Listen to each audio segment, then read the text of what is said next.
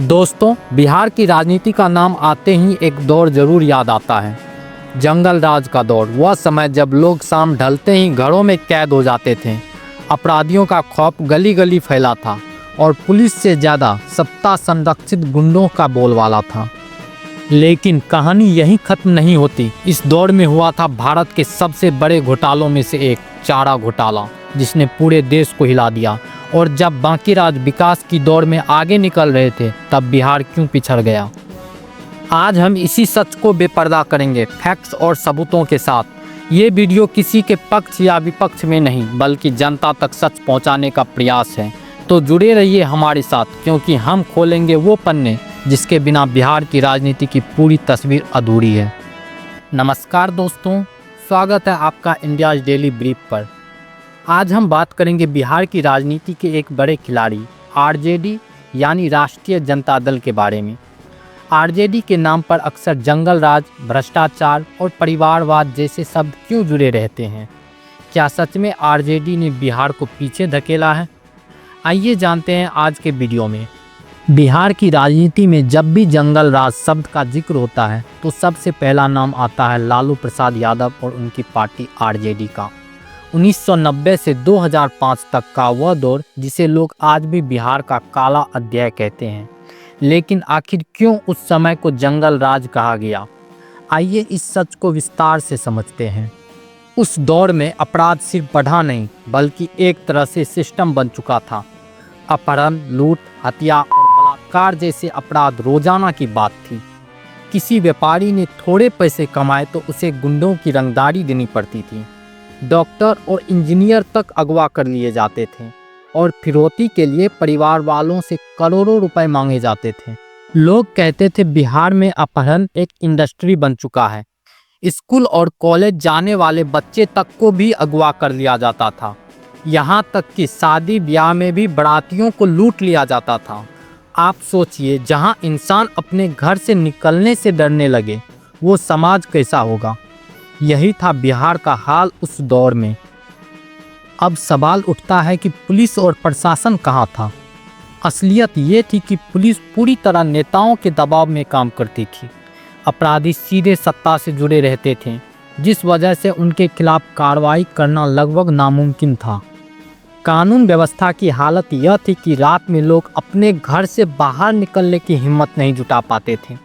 ग्रामीण इलाकों में तो गुंडों का राज चलता था। अगर किसी ने आवाज़ उठाई तो उनके परिवार तक को निशाना बनाया जाता था।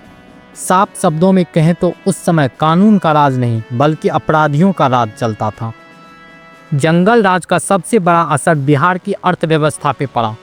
कोई उद्योगपति यहाँ निवेश करने को तैयार नहीं था, क्योंकि उन्हें डर था कि उनका बिजनेस सुरक्षित नहीं रहेगा। फैक्ट्रियाँ बंद हो गई और जो लगने वाली थी वो कभी शुरू ही नहीं हो पाई। परिणाम ये हुआ कि बिहार के लाखों लोग रोजगार की तलाश में पंजाब, दिल्ली, महाराष्ट्र जैसे राज्यों की ओर पलायन करने लगे। आज भी बिहारियों को दूसरे राज्यों में प्रवासी मजदूर कहा जाता है और इसकी जड़ें उसी जंगल राज के दौर में मिलती है। उस समय सिर्फ सुरक्षा और उद्योग ही नहीं, बल्कि शिक्षा और स्वास्थ्य का भी हाल खस्ता हो गई थी। सरकारी स्कूलों में मास्टर जी नहीं आते थे, अस्पतालों में डॉक्टर नहीं मिलते थे। छात्रों और मरीजों को मजबूरी में दूसरे राज्यों का रुख करना पड़ता था। यानी बिहार हर मोर्चे में पिछड़ता चला गया। जंगल राज सिर्फ अपराध और भ्रष्टाचार का दौर नहीं था, बल्कि जातिवादी राजनीति का भी दौर था। लालू यादव पर आरोप है कि उन्होंने जनता को जातीय आधार पर बांटकर सत्ता कायम रखी। सुरक्षा और विकास की जगह वोट बैंक की राजनीति पर ज्यादा जोर दिया गया। इसका नतीजा ये हुआ कि अपराधियों को राजनीतिक संरक्षण मिला और आम जनता असहाय हो गई। दोस्तों, यह था बिहार का वह दौर जिसे लोग जंगल राज कहकर याद करते हैं। 1990 से 2005 के बीच का वह समय जब आम आदमी डर के साए में जी रहा था, जब कानून का राज खत्म हो चुका था और अपराधी सत्ता के इशारे पे चलते थे। आज भी जब लोग आरजेडी का नाम सुनते हैं तो उन्हें उसी जंगल राज की याद आती है। और यह सबसे बड़ा कारण है कि विरोधी पार्टियां आरजेडी पर बार बार ये थप्पा लगाती हैं। बिहार के इतिहास में अगर सबसे बड़े भ्रष्टाचार की बात की जाए तो सबसे पहले नाम आता है चारा घोटाले का। यह घोटाला सिर्फ पैसों की चोरी नहीं था, बल्कि उस दौर में चल रहे भ्रष्ट सिस्टम का पोल खोलने वाला था। आइए जानते हैं आखिर क्या था ये चारा घोटाला और इसमें कैसे फंसे लालू प्रसाद यादव। चारा घोटाले का मतलब था सरकारी खजाने से पैसे निकालकर जानवरों के चारे, दवाइयां और गलत बिलों के नाम पर भारी भ्रष्टाचार करना। 1990 के दशक में बिहार के कई पशुपालन विभाग के अधिकारियों ने फर्जी बिल बनाकर करोड़ों रुपए निकाल लिए। रिपोर्ट के मुताबिक यह रकम लगभग 950 करोड़ रुपए तक पहुंच गई थी, जो उस समय के हिसाब से बहुत बड़ी रकम थी। आप सोचिए, जो पैसा गाय भैंस के खाने और इलाज के लिए होना चाहिए था, वही पैसा नेताओं और अफसरों के जेब में चला गया। किसान परेशान रहे और भ्रष्टाचार का खेल चलता रहा। अब सबसे बड़ा सवाल उठता है, इस घोटाले में लालू प्रसाद यादव का नाम क्यों आया? दरअसल उस समय लालू यादव बिहार के मुख्यमंत्री थे। जांच एजेंसियों ने पाया कि इतनी बड़ी रकम अफसर अकेले नहीं निकाल सकते थे। इसमें सत्ता के बड़े लोग का संरक्षण और मिलीभगत थी। सीबीआई की जांच में लालू यादव का नाम सामने आया और उनके खिलाफ केस दर्ज हुआ। कहा जाता है कि घोटाले के पैसे का इस्तेमाल चुनाव और राजनीतिक गतिविधियों में भी किया गया, यानी जनता के पैसे को ही जनता के खिलाफ इस्तेमाल किया गया। चारा घोटाले के केस सालों तक अदालतों में चलते रहे, लेकिन आखिरकार कोर्ट ने लालू प्रसाद यादव को दोषी ठहराया। उन्हें जेल भी जाना पड़ा और लंबे समय तक चुनाव लड़ने पर रोक लगा दी गई। सोचिए दोस्तों, जिस नेता ने खुद को गरीबों का मसीहा बताया, वही नेता गरीबों के पैसे की चोरी में पकड़ा गया। यह सिर्फ लालू प्रसाद यादव नहीं, बल्कि पूरी आरजेडी पार्टी के लिए एक बड़ा कलंक बन गया। चारा घोटाले ने न सिर्फ लालू प्रसाद यादव की छवि खराब की, बल्कि पूरे बिहार की पहचान को भी नुकसान पहुंचाया। देश और दुनिया में बिहार को भ्रष्टाचार का पर्याय माना जाने लगा। निवेश और विकास की राह और भी रुक गई, क्योंकि लोग मान बैठे थे कि इस राज्य में ईमानदारी की कोई जगह नहीं है। यानी एक घोटाले ने बिहार को सालों पीछे धकेल दिया। दोस्तों, यह था चारा घोटाले का काला सिक्का।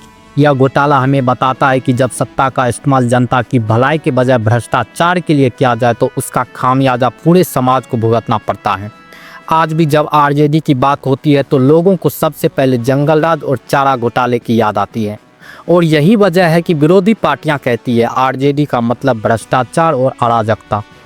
अब सोचने की जरूरत है कि बिहार को क्या चाहिए, विकास और ईमानदारी वाली राजनीति या फिर घोटालों और भ्रष्टाचार वाली सरकार। किसी भी राज्य की असली ताकत होती है उसका विकास, सड़कें, बिजली, पानी, शिक्षा, अस्पताल और उद्योग। लेकिन सवाल यह है कि आरजेडी के शासनकाल यानी 1990 से 2005 तक बिहार विकास के मामले में कहाँ था? इसका जवाब सुनकर शायद आप चौंक जाएंगे, क्योंकि उस दौर में बिहार विकास की रेस में सबसे पीछे रह गया था। उस समय बिहार की सड़कें गड्ढों से भरी पड़ी थीं। लोग मजाक में कहते थे कि सड़क पर गड्ढे हैं या गड्ढों में सड़क। बारिश के मौसम में तो हालत और ख़राब हो जाती थी। जगह जगह पानी भर जाता और लोग कीचड़ में फंस जाते। जहां बाकी राज्य तेजी से हाईवे और पुल बना रहे थे, वहीं बिहार की हालत 20-25 साल पीछे अटकी रही। बिजली और पानी की किल्लत आम बात थी। गाँव में तो लोग शाम होते ही लालटेन जलाकर पढ़ाई करते थे, और यही वजह थी कि लालू यादव को लोग लालटेन वाला नेता कहते थे। अब बात करते हैं शिक्षा की। आरजेडी के शासन में सरकारी स्कूलों की हालत इतनी खराब थी कि बच्चे पढ़ाई छोड़कर मजदूरी करने को मजबूर हो जाते थे। शिक्षक समय पर स्कूल नहीं आते थे, स्कूलों में बेंच कुर्सी तक नहीं थी और कई जगह बच्चे पेड़ के नीचे बैठकर पढ़ाई करते थे। कॉलेज और यूनिवर्सिटी की स्थिति भी बहुत खराब थी। सेशन लेट होना आम बात थी। 3 साल का कोर्स पूरा करने में छात्रों को 5 से 6 साल लग जाते थे। परिणाम यह था कि बिहार का नौजवान पढ़ाई पूरी करने के लिए दूसरे राज्यों का रुख करता था। स्वास्थ्य सेवाओं की हालत और भी भयावह थी। सरकारी अस्पतालों में डॉक्टर मिलना मुश्किल था, दवाइयाँ उपलब्ध नहीं होती थी, एक्सरे, ब्लड टेस्ट जैसी बेसिक सुविधाएं भी नहीं थी। मरीजों को बड़े शहरों या दूसरे राज्यों में जाकर इलाज करवाना पड़ता था। दोस्तों, रोजगार और उद्योग के मोर्चे पर भी बिहार पूरी तरह पिछड़ गया। बड़ी बड़ी फैक्ट्रियां जो कभी बिहार की शान हुआ करती थी, एक एक करके बंद हो गई, क्योंकि निवेशक यहां आना ही नहीं चाहते थे। कारण साफ था, अपराध, भ्रष्टाचार और राजनीतिक अस्थिरता। युवाओं को रोजगार के लिए पंजाब, हरियाणा, दिल्ली और महाराष्ट्र जाना पड़ता था। यानी बिहार की प्रतिभा बाहर चली गई और राज्य खाली रह गया। आज भी बिहारी शब्द को लोग प्रवासी मजदूरों से जोड़ते हैं और इनकी जड़ें उसी दौर में मिलती हैं। जहां उसी समय गुजरात, महाराष्ट्र, आंध्र प्रदेश, यहाँ तक कि झारखंड जैसे नए राज्य भी विकास की राह पर बढ़ रहे थे, वहीं बिहार की तस्वीर पूरी तरह उल्टी थी। बिहार का नाम सिर्फ गरीबी, अपराध और पिछड़ेपन की लिस्ट में लिया जाता था। लोग कहते थे अगर आप भारत की सबसे खराब हालत देखना चाहते हैं तो बिहार जाइए, और ये इमेज आरजेडी के शासन की सबसे बड़ी नाकामी मानी जाती है। दोस्तों, राजनीति में हर पार्टी की अपनी अच्छाई और बुराई होती है, लेकिन जनता को यह याद रखना चाहिए कि वोट सिर्फ जाति देखकर नहीं बल्कि काम देखकर देना चाहिए। आरजेडी के पुराने शासन में जो सबक मिले हैं उन्हें भूलना खतरनाक हो सकता है। अगर आपको हमारा यह विश्लेषण पसंद आया तो वीडियो को लाइक और शेयर करें, और हाँ, चैनल को सब्सक्राइब करना ना भूलें, क्योंकि हम रोज आपके लिए लाते हैं राजनीति और देश दुनिया की सच्ची खबरें। धन्यवाद। जय हिंद, जय भारत।